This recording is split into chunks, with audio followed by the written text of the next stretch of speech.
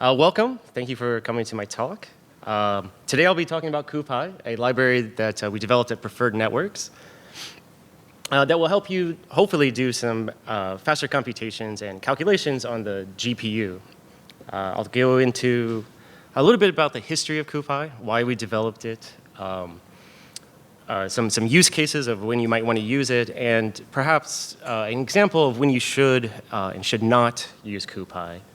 And then at the end, if we have time, we'll get into some more of the advanced features for squeezing every last drop of performance out of your GPU. So to start with, what is CuPy? So CuPy, as the title says, is a library to provide NumPy compatible features with the GPU. From day one, we have designed CuPy to be a drop-in replacement for NumPy. This means, as you can see in the boxes here, the code on the left is CuPy code, and the code on the right is NumPy. And for the boxes, they are exactly identical. Virtually identical. CuPy provides a way as well, as you can see with the copying an array from the CPU to the GPU here on the left, and or on the right rather, and then from the CPU back to the GPU to CPU, both directions, to help you ease into NumPy. In fact, you can go over this, loop over the modules if you choose, just to show that. What we are looking for when we were writing CuPy is really the NumPy interface. And so why did we develop CuPy? So Preferred Networks develops a deep learning framework called Chainer. It was released in 2015. And it was one of the first defined by run frameworks out there. And in the early days of Chainer, we had both NumPy for the CPU calculations and PyCUDA for the GPU. And it quickly became apparent that the burden of writing GPU kernels it required a lot of lines of code, even for simple functions such as add or concatenate. You can see from this copy statement, we had to dig around into the index, really get into the nitty-gritty of what's going on there. And so one of my colleagues, Okuta-san, he wrote this slide. So on the left, what that says in Japanese is introduction to the dark side of NumPy. So you might not realize, but NumPy is extremely complicated internally. The D-type system, which is the data types and the broadcast, all of these really required us to get into the weeds of how NumPy was written. And that was because we wanted to replicate this behavior. We had to think about what was the right way to do this. So for instance, if you had an int 32 and a float 32, what happens when you add those together? What should the type be? And sometimes we discover that even what we thought the type should be or the behavior should be was not how NumPy did it. So we had to throw out some of our assumptions and just replicate what NumPy was doing so that we could guarantee that CUDA was behaving the same way. At the time, there's no convenient library for doing this. There was gnumpy, but it was one file with thousands of lines of code. On top of that, it was not maintained. There's CUDA-based NumPy, but this provided no easy installation. It was not very portable for our needs. So we developed it ourselves. And you can see the pull request here for the original implementation of CuPy this is a pull request to Chainer. It was born out of Chainer as a GPU backend. And well, I'm glad I didn't review the 16,000 lines of code that this added. But the power here was that we could use this as a drop-in replacement. And so kind of as you can see, the history of this CuPy from Chainer version 1, it immediately became clear that it was going to be burdensome to maintain both PyCUDA code and NumPy code. So just within a few months, we developed CuPy. And then as we were using it more, and so in these days, this was baked into Chainer. So to use CuPy, you had to download it and install Chainer. But we saw the value of having CuPy as its own library. And so in early 2017, kind of a CuPy independence of packaging it, taking it out of Chainer and packaging it as its own library. And then last year, we started to be on the same cycle as Chainer to do quarterly releases, and this is to keep CuPy in tandem with Chainer. Inside of CuPy, it is nothing more, as someone was asking earlier, it is just a wrapper or implemented on top of the NVIDIA CUDA stack. So if you're doing some of the multi-GPU data transfer, CuPy will support that with Nickel, or perhaps your own user-defined kernel module, CUDA kernel. All of this is supported in CuPy, but indeed it is baked in NVIDIA inherently.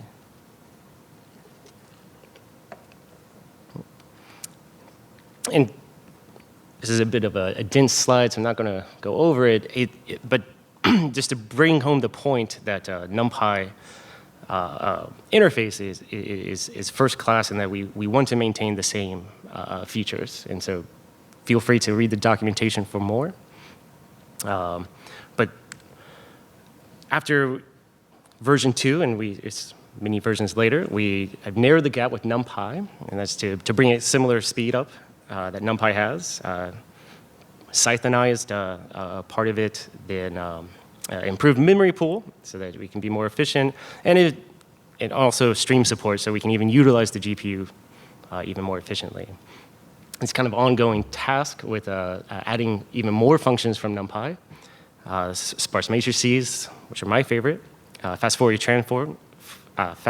transforms, and also ND image support from SciPy. And so, kind of taking stock today, we feel that CuPy has a lot of advantages that you might consider for using it. Of course, NVIDIA CUDA support is needed, and all the packages do have that. But to write CPU and GPU agnostic code, autograd support, which is not in CuPy specifically, but as I mentioned, is in Chainer. But the killer feature, I guess, for me, and why I like using it is that it is NumPy interface. So whatever I'm doing previously in my own code with NumPy, just to use CuPy is very, very easy. And also to complicate this, or maybe not complicate it, 2 of these packages, Theano and MinPy, have already halted development.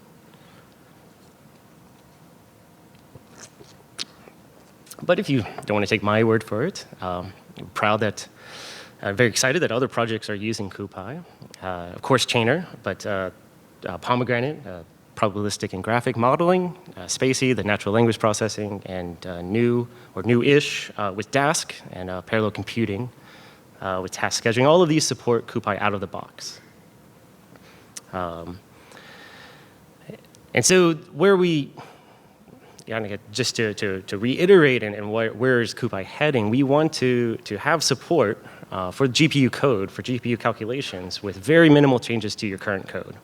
And that's also for less barrier entry for other libraries that you're using, such as SciPy. And with minimal effort to enable the GPU cell acceleration. So very easy installation, just pip install. And no need for tuning on specific hardware. All of this will work out of the box. So let's look into some examples of how we're going to use CuPy. So first is installation. Like I said before, all you need is a NVIDIA card, GPU card. Install the CUDA SDK, and then pip install CuPy.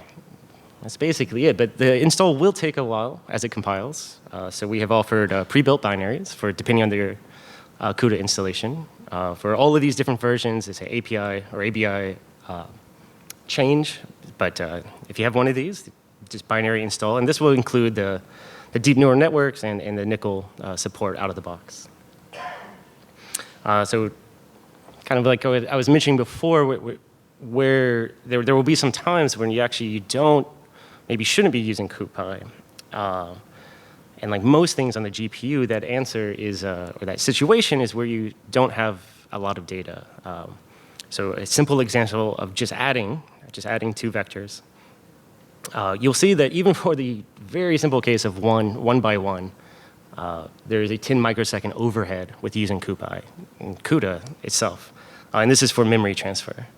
So it takes about, around 1,000 until CuPy can beat the transpose of NumPy, and a bit more for just no transpose.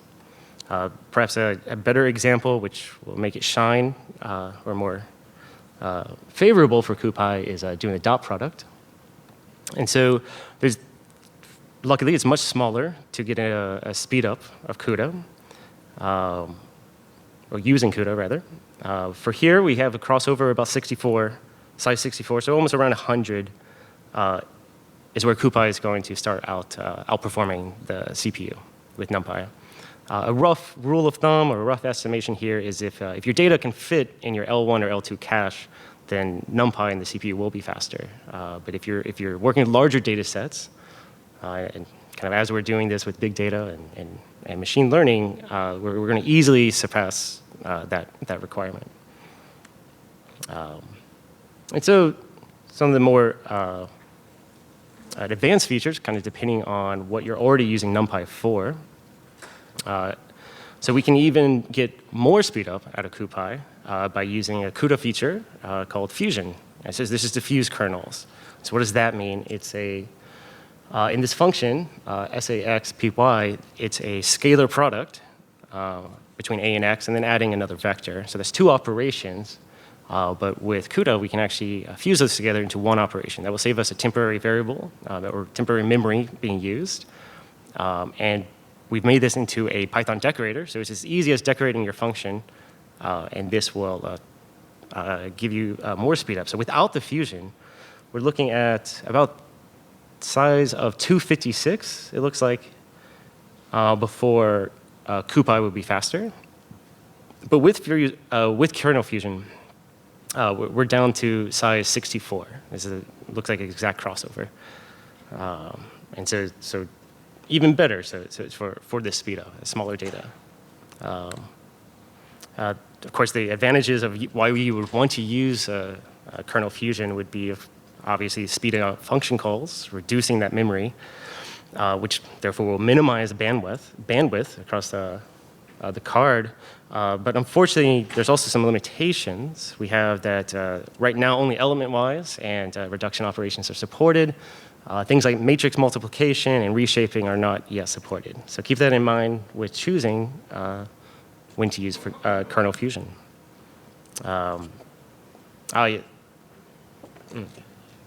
It's also using larger memory on GPU. This is a feature that we've exposed directly from CUDA, which is to allocate a large amount of memory. If you just do this naively, you will, of course, get an out-of-memory error. But CUDA provides a unified memory feature, which just by adding these 2 lines of code to do the memory pool, you can seamlessly and allow CUDA to on-the-fly transfer data. But since it's on-the-fly transferring data, you will see a performance hit for computation. But something, if you're working with a large data set that doesn't fit on the card, this might be something that you would look into. Or if you're doing image processing, any kind of SciPy ND image, we have a CuPy extension module for SciPy. And so under that module, we have a SciPy ND image. It's the same, much like CuPy itself, it's the same interface. So if you're already using ND image, there should be a drop-in replacement for it. Or OpenCV mode, for if that's your flavor that you're using. And as I mentioned, something I like a lot is sparse matrices. If you're doing some kind of finite element method, you could use these methods directly on the CUDA card from your already existing NumPy code. There's a lot of things here, so it's a bit of a dense slide, but just to drive home the point that there are some SciPy methods. Or if you're already using NumPy, this will directly support CuPy as well. We can pass in a CuPy data array directly to the jitting function. It will work out of the box. So something that I've toyed around with. I like quite a lot. And probably my favorite aspect of it is that since version 6, the last version, or 7's about to come out, but for version 6, we've implemented the array function protocol. So this is from NumPy, and it is a way for NumPy to handle different types of data or different layouts of data. And so what you can do, as this example is showing, you can create a CuPy array on the card, on the GPU card, pass it to a NumPy function, one that implements this array function protocol, and just have it work automatically on the card. Not every NumPy function does that. You have to look into the protocol, but something I would like to see even more work done on in the future. Not everyone uses Chainer, I realized. If you are using PyTorch, you can convert from a CuPy array to a tensor, PyTorch tensor, without copying memory, just automatically using their DL pack. Taking a tensor, making it a CuPy array, or vice versa, taking an array, making it a tensor, are both supported. And I'd like to talk about kind of where I see or where I would like to see CuPy head. First, we kind of like, this was the requirement for Chainer to get kernel fusion, to get raw kernel support, meaning you can write custom kernels with your own. If that floats your boat, you can totally do that. Making it work with NumPy, DL pack, and Windows support, all of that is done. There's, of course, the adding more and more functions from NumPy. Not every function in NumPy is in CuPy. So that's just an ongoing effort. This summer, we have a Google Summer of Code student, and he's working on a NumPy fallback mode so that if the function doesn't exist in CuPy, we can take it, perhaps send a warning message, and then fall back to using NumPy. But much like the array function, I would love to see better collaboration with NumPy itself for passing in CUDA or perhaps other types of data. Not necessarily CUDA GPUs. For instance, a lot of us have Macs. There is no NVIDIA card anymore. So I'd love to see it work on my laptop. Supporting more GPUs is always an ongoing effort, and we've started to think about adding the CUDA graphs support and how to do graph operations on the card. But that is not done. And so any feedback is welcome. If you're using CuPy, we'd love to know how you're using it. Put your name or your project on the slides up here. Or there's if you want to talk with us in real time, there's a Slack channel for us on the Chainer Slack. And if you're a current CuPy user, first, again, we'd love to hear it, but also let NVIDIA know so that they can continue to support this. And also, again, add your name to the wiki. So to summarize the CuPy, if you're using NumPy, this is a great alternative to just experiment with the GPU. And easy to install. You can install binary. And please join us and accelerate CuPy development.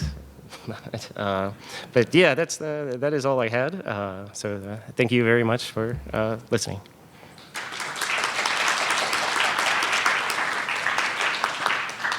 Any questions, anyone?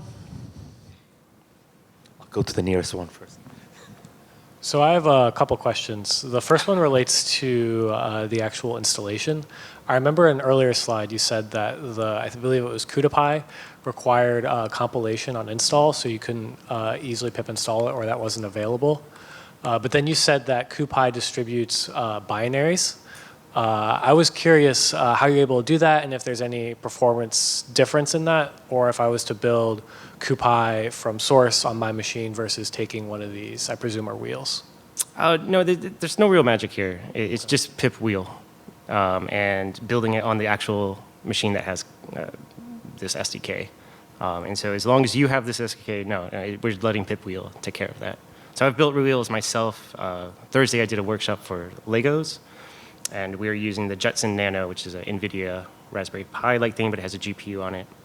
But it's an ARM processor, so none of this existed. So I had to build it myself. But no, it's just the wheel, or Python's own wheel system. Okay. And then in some of the performance comparison charts between CuPy and NumPy, I noticed as you move, any one of these are good, as you move further to the right and size reaches 1,000, some of the lines start to tick up. Does that have to do with the number of CUDA cores that exist on the GPU? Is that like dependent upon the actual architecture of the chip, or what causes that?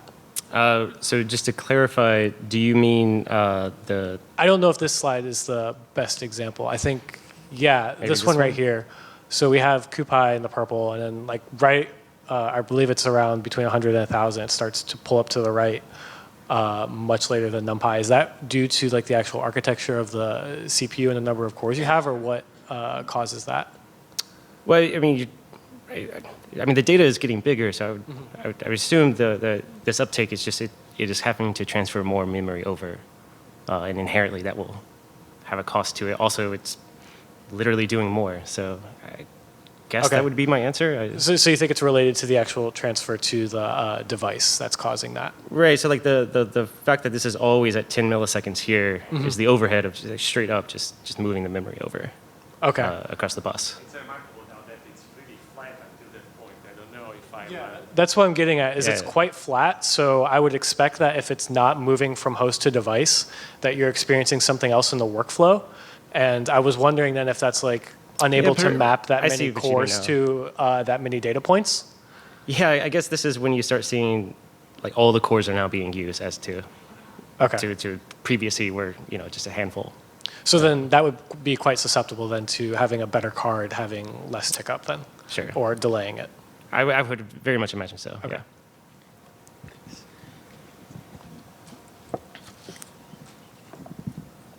Thank you. Can I ask about the fusions?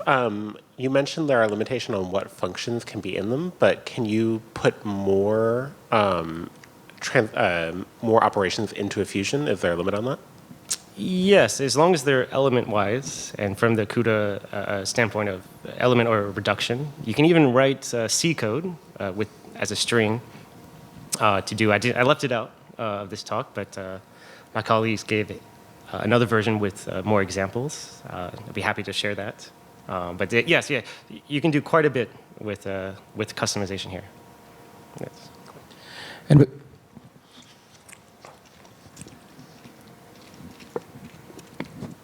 my comments regarding using multiple NVIDIA cards. I encountered trying to install Horovod that there's a NCCL specific to multiple GPUs, and I wondered if you could just talk about what are the limits or milestones to accomplishing that feature. So I was hoping no one would ask about that. I don't know. I have not yet worked with multiple GPUs personally.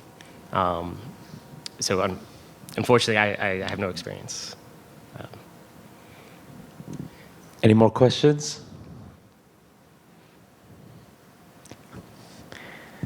Technically, you have 4 minutes. Is that enough to show us a robot? It is. It is? Excellent. Let's see. He's going to show us a robot now. Let's watch this. But yeah, where's Yuki? He's somewhere here, right? Oh, yeah. There he is. He worked on this. Is he coming on stage? I guess not. So let's see. Preferred. Can't type on stage.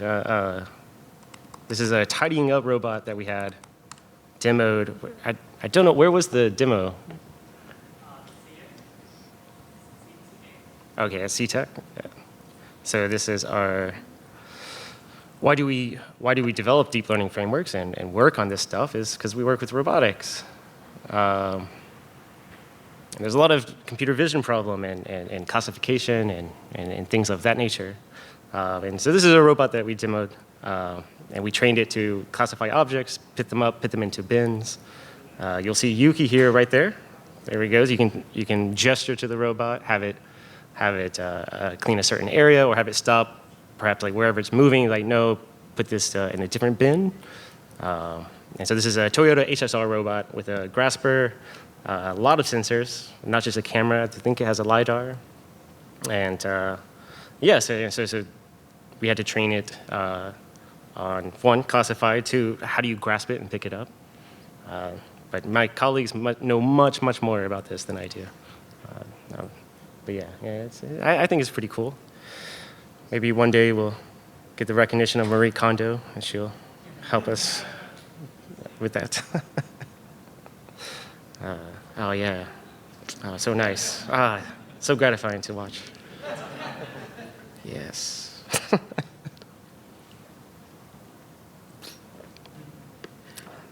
Yeah, later today at the happy hour, I'll demo some, not this. This is really heavy and really expensive. I will demo Legos and the Jetson Nano that I'd mentioned. And so we can do a tinier version of this with just one camera. Well, I mean, it's not that sophisticated. Yep. Oh, yeah. So close. But yeah, all right. Yeah, that's okay. That's all though. Of that. Awesome. Thank you very much. Sean Farley, everyone.